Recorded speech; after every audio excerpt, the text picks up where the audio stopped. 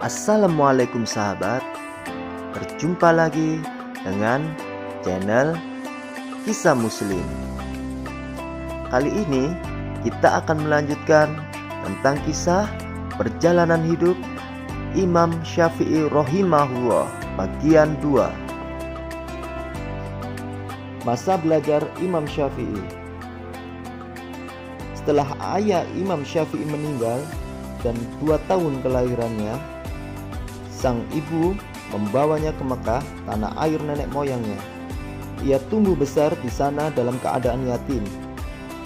Sejak kecil, Imam Syafi'i cepat menghafal syair, pandai bahasa Arab dan sastra, sampai-sampai Al-Asma'i berkata, "Saya mentahsis syair-syair Bani Husail dari seorang pemuda dari Quraisy yang disebut Muhammad bin Idris." Imam Syafi'i adalah imam bahasa Arab.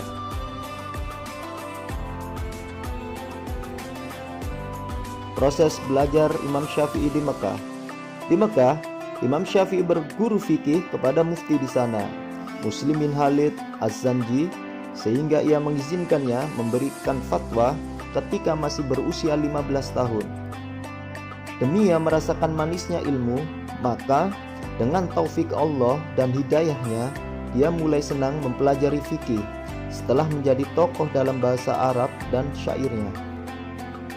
Remaja yatim ini belajar fikih dari para ulama fikih yang ada di Makkah, seperti Muslim bin Khalid Az-Zanji yang waktu itu berkedudukan sebagai mufti Mekah. Kemudian dia juga belajar dari Dawud bin Abdurrahman Al-Attar, juga belajar dari pamannya yang bernama Muhammad bin Ali bin Syafi', dan juga menimba ilmu dari Sufyan bin Uyainah.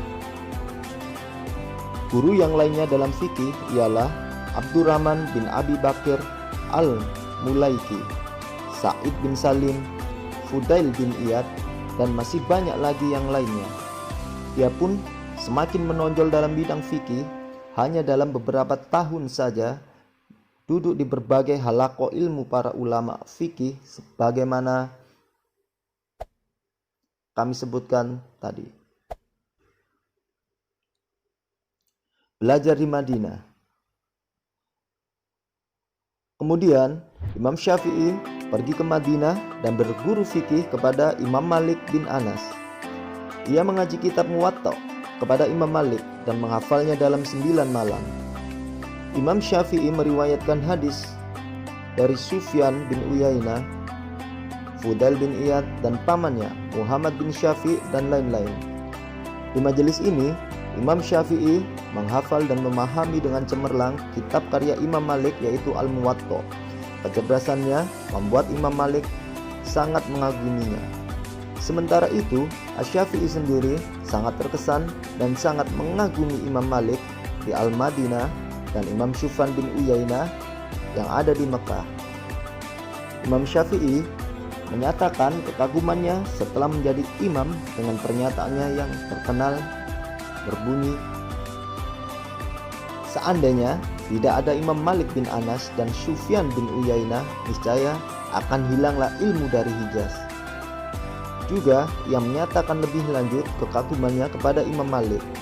Bila datang Imam Malik di suatu majelis, maka Malik menjadi bintang di majelis itu.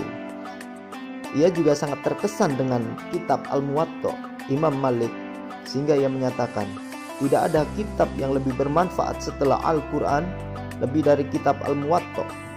Ia juga menyatakan, aku tidak membaca Al-Muwatta dari Imam Malik kecuali mesti bertambah pemahamanku. Dari berbagai pernyataan tersebut dapatlah diketahui bahwa guru yang paling ia kagumi adalah Imam Malik bin Anas, kemudian Imam Sufyan bin Uyainah.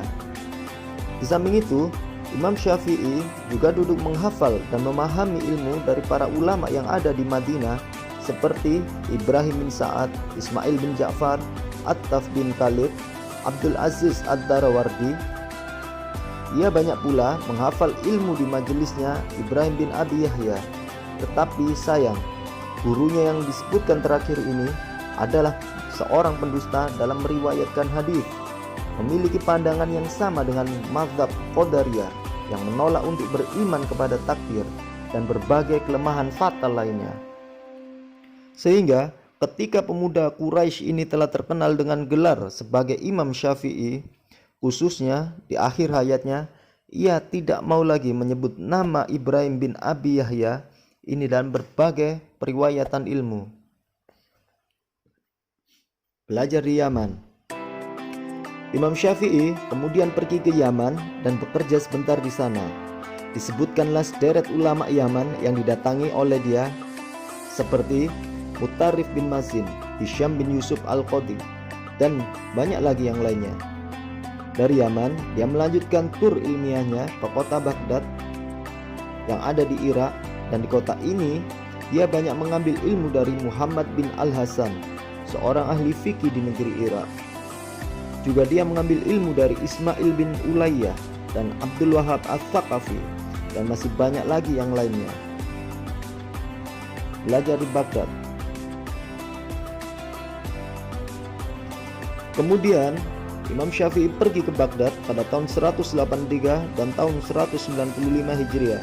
Di sana ia menimba ilmu dari Muhammad bin Hasan yang memiliki tukar pikiran yang menjadikan Khalifah Ar-Rasyid. Di Mesir, Imam Syafi'i bertemu dengan murid Imam Malik, yaitu Muhammad bin Abdillah bin Abdil Hakim.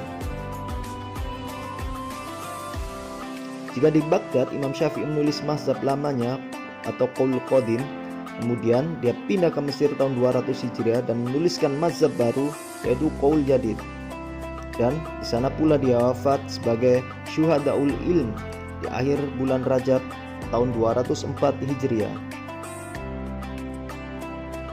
Karya tulis Imam Syafi'i. Karya tulis yang pertama